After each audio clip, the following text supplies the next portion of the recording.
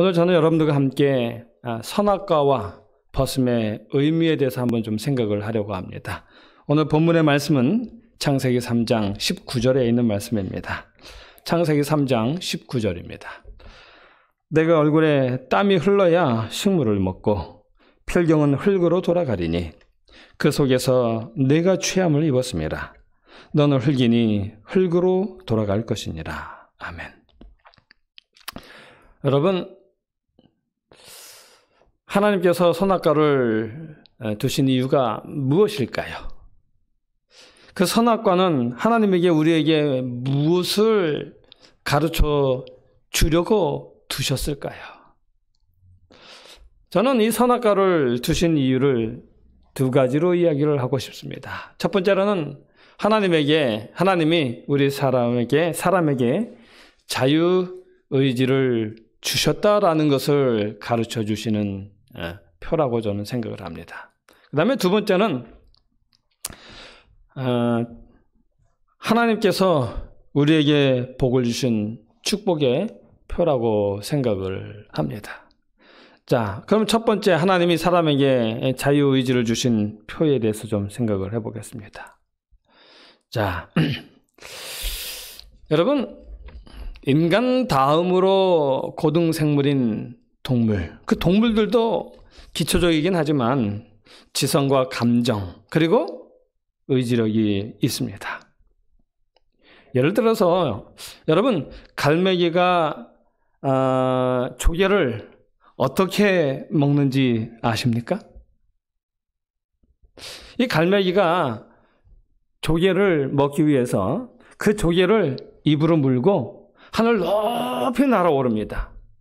그리고는 콘크리트 같이 딱딱한 그런 바닥에 조개를 떨어뜨려요.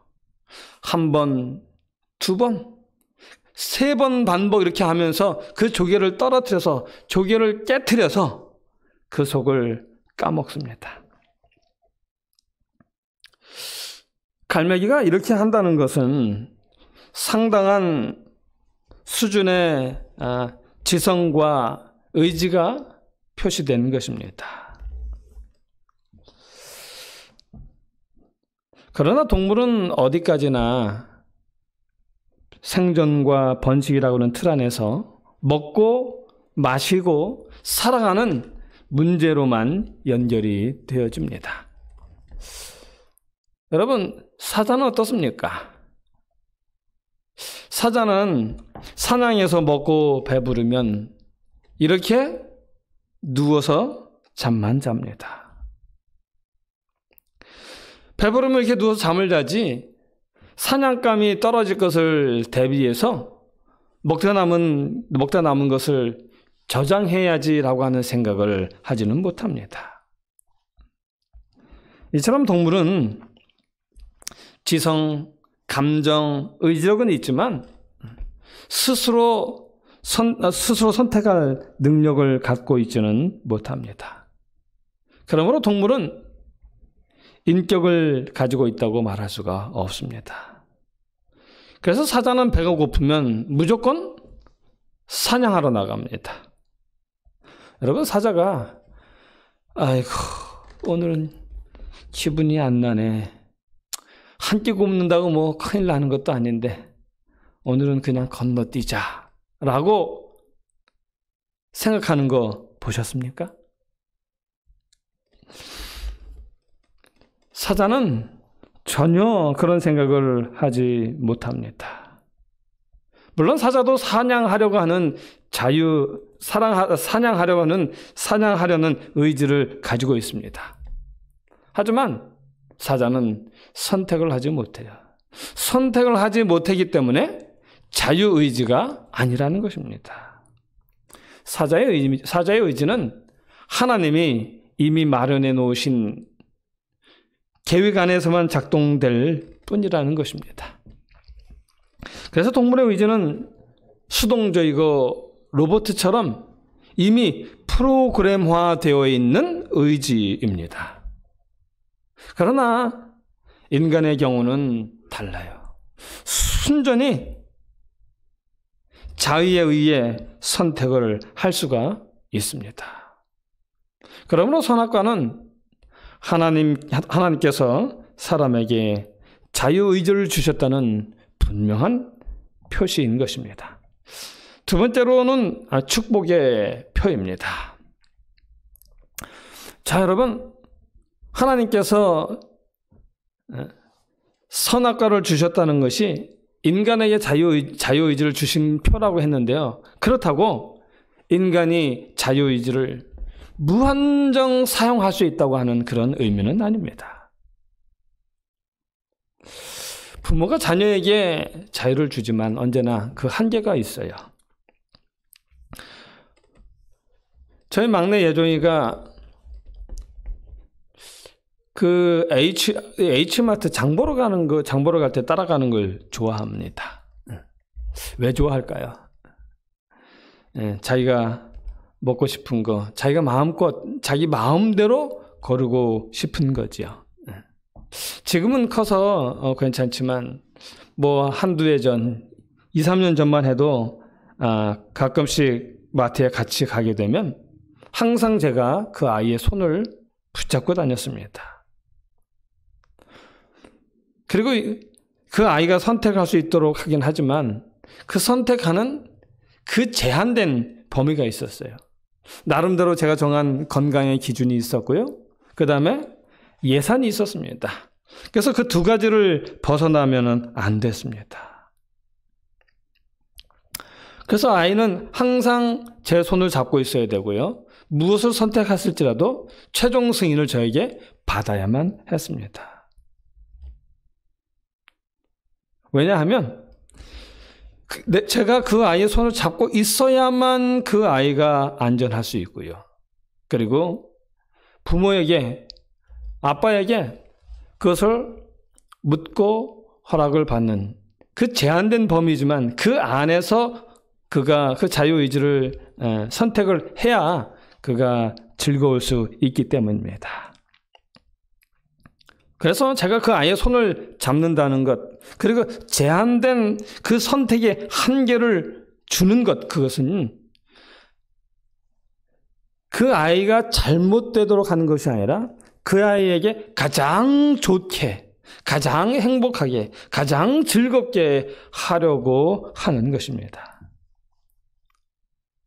이처럼 하나님도 인간에게 한계를 정해 주십니다.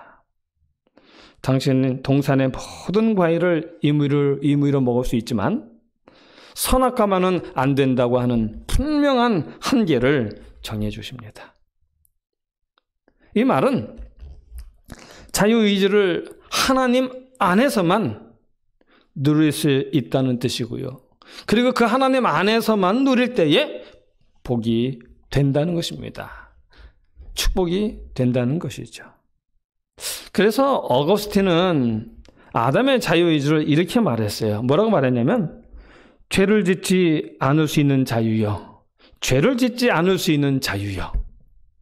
하나님의 축복을 받을 수 있는 귀한 은혜다. 여기 표현이 재미있지 않습니까? 죄를 짓지 않을 수 있는 자유요. 죄를 짓지 않을 수 있는 자유입니다. 그 다음에 하나님의 축복을 받을 수 있는 귀한 은혜다. 그런데 사람들은 이렇게 질문을 해요. 하나님은 사람이 타락할 줄을 알고 계시지 않았느냐? 그렇다면 사람이 타락할 때에 어떻게 해서라도 타락하지 못하도록 막으셔야 했던 것 아니냐라고 하는 그런 질문들을 참 많이 합니다. 한번 생각해 보겠습니다. 어떤 한 부자가 있었는데, 큰 부자가 있었는데 그 부자가 긴 여행을 떠나면서 아들에게 집을 맡기고 떠났습니다. 여행을 떠났습니다. 그리고 그 아들에게 말해요. 집에 그 차고에 많은 차들이 있는데 그 차들 다 네가 타도 된다고. 그러나 그 중에 아빠가 가장 아끼고 아끼는 차 한 대 있는데 그것만은 네가 타지 말아라 라고 당부를 하고 떠납니다. 그런데 만약 그 아버지가 집키도 주고 모든 차의 키를 다 주는데 그 차의 열쇠를 주지 않는다면 그것은 무슨 뜻이겠습니까? 그 키를 주지 않는다면 그것은 순종의 테스트가 아니라 아들을 믿지 못한다는 뜻입니다. 믿지 못하기 때문에 그걸 주지 않는 것이죠. 그러므로 하나님은 미리 다 아시는데 왜 막아주지 않았느냐라고 하는 질문은 왜 사람을 동물이나 로봇 아니면 하나님처럼 만들어주시지 않았느냐라고 하는 질문과 같은 것입니다. 여러분, 하나님은 사람이 타락할 줄을 아셨습니다. 미리 아셨습니다. 그렇지만 하나님은 인간에게 자유의지를 주시고요. 그리고 그 인간이 하나님의 형상을 닮아가도록, 하나님의 형상을 닮도록 만들기를 원하셨습니다. 그래서 하나님은 그런 위험 때문에 사람을 만들기 전부터 예수님의 십자가를 통한 구원의 계획을 만드셨어요. 만약 그런 구원의 계획을 세우지 않으셨다면 애초부터 하나님은 사람을 타락할 수 없도록 만드셨겠지요. 자, 이렇게 이야기하면 어떤 사람들은 이렇게 말해요. 아니, 그러면 왜 병 주고 약 주느냐라고 합니다. 그건 아니죠. 제가 타일레놀을 미리 구입해서 냉장고에 둡니다. 그럼 이거는 아프라고 사다 놓는 건가요? 아니죠. 아프라고 사다 놓는 것이 아니라 아플 수 있기 때문에 미리 사다 놓는 거죠. 하나님도 우리가 잘못된 의지의 선택을 할 수 있다는 것을 아셨기 때문에 미리 구원의 계획을 준비하신 것입니다. 그래서 유대인들은 선악과에 대해 이렇게 말해요. 만일 선악과마저 없었다면 인간에게 주신 자유의지가 무슨 의미가 있겠는가? 선택할 것이 하나도 없는데 자유의지라고 하는 것이 무슨 소용이 있는가? 그래서 유대인들은 선악과를 인간이 자유의지를 사용하도록 하기 위해 주신 것이라고 생각을 합니다. 그러므로 선악과는 우리를 정말 사랑하신다는 증거요. 우리를 너무 사랑하셔서 자유의지까지 가진 완전체로 만드셨다는 증거요. 또 당신 안에서 온전한 축복을 누리기 원하시는 하나님의 축복의 증거가 되는 것입니다. 자, 이제 오늘 또 함께 생각하고자 하는 벗었다는 의미에 대해서 한번 생각을 해보기를 원합니다. 창세기 3장 10절입니다. 가로되 내가 동산에서 하나님의 소리를 듣고 내가 벗었으므로 두려워하여 숨었나이다. 여기 아담이 하나님께 한 대답이죠. 내가 벗었으므로 두려워하여 숨었나이다. 여러분, 벗었으므로 두려워한다라고 이야기하고 있습니다. 그래서 숨었다라고 말하는데 여기 벗었다라는 그 말의 의미가 무엇일까요? 내가 벗었으므로 두려워하여 숨었나이다. 무슨 의미일까요? 이것을 그 의미를 가장 잘 설명하신 분이 사도 바울이십니다. 고린도후서 5장 1절로 4절에 보면 이렇게 설명을 해요. 만일 땅에 있는 우리의 장막집이 무너지면 하나님께서 지으신 집, 곧 손으로 지은 것이 아니요 하늘에 있는 영원한 집이 우리에게 있는 줄 아나니 과연 우리가 여기 있어 탄식하며 하늘로부터 오는 우리 처소로 덧입기를 간절히 사모하노니 이렇게 입음은 벗은 자들로 발견되지 않으려 함이라. 이 장막에 있는 우리가 짐진 것 같이 탄식하는 것은 벗고자 함이 아니요 오직 덧입고자 함이니 죽을 것이 생명에게 삼킨 바 되게 하려 함이니라. 이와 고린도후서 5장 1절 4절에 있는 이 말씀을 요약해 보면 벗는다는 것은 죽는 것을 의미하는 것입니다. 죽는 것입니다. 그 다음에 덧입는다는 그것은 생명을 얻는 것입니다. 그러므로 내가 벗었으므로 숨었나이다라고 하는 아담의 대답은 하나님, 제가 죽게 되어 두려워서 숨었습니다라고 하는 그러한 말입니다. 그러므로 하나님의 질문은 아담아 내가 어디 있느냐라고 하는 하나님의 질문은 아담의 존재에 대한 질문입니다. 아담의 존재에 대한 질문이요. 자, 그렇다면 잠시 여기서 죽는다는 의미가 무엇인지를 살펴보겠습니다. 창세기 3장 19절이에요. 내가 얼굴에 땀이 흘러야 식물을 먹고 필경은 흙으로 돌아가리니 그 속에서 내가 취함을 입었습니다. 너는 흙이니 흙으로 돌아갈 것이니라 하시니라. 아담은 창조되기 전에는 흙이었어요. 그러므로 그 말은 죽는다는 것은 흙으로 돌아간다는 것입니다. 그리고 흙으로 돌아간다는 것은 창조 이전의 상태로 돌아간다라는 말입니다. 여러분, 아담이 죽는다는 말이 몸은 없어지고 영혼은 지옥이나 천국 간다는 그러한 의미일까요?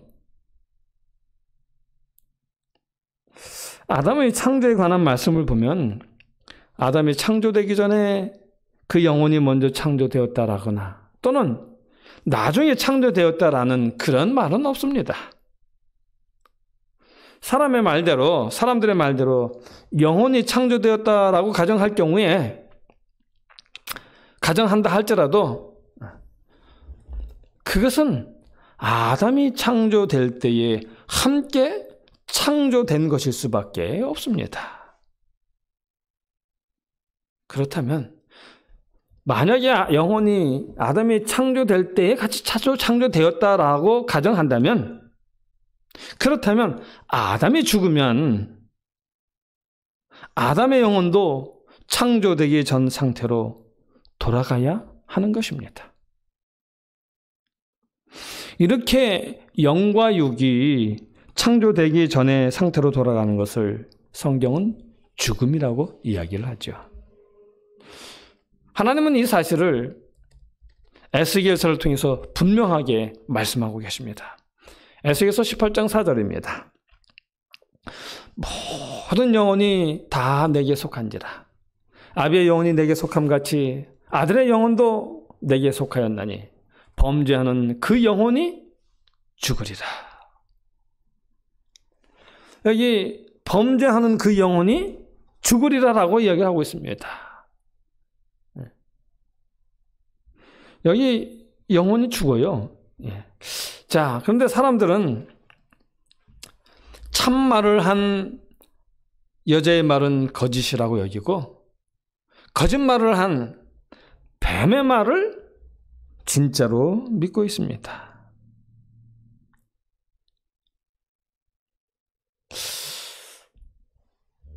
만지지 말라라고 하신 적이 없는데 여자가 말을 덧붙였다라고 이야기하고요. 청령 죽으리라고 하셨는데 죽을까 하노라라고 대답했으므로 하나님의 말씀을 가감했다라고 이렇게 말들을 합니다. 그런데 하와는 선악과를 먹지 말라고 한 말을 아담을 통해서 들었기 때문에 자기가 이해한 대로 말한 것이에요. 그러므로 가감한 죄 또는 거짓말한 것이 아닙니다. 자, 그럼 뱀이 한 말은 무엇입니까? 뱀은 이렇게 말했어요. 너희 눈이 밝아져 하나님과 같이 될 줄을 하나님이 아심이니라. 이것은 거짓말이에요. 아담이 그 선악과를 먹으로 말미암아 눈이 밝아져서 선악을 알게 된 것도 아니고 하나님처럼 된 것도 아닙니다. 오히려 자기가 벌거벗은 것을 깨닫고 두려워하여 숨은 자가 되었다는 사실을 보는 눈만 가지게 되었습니다.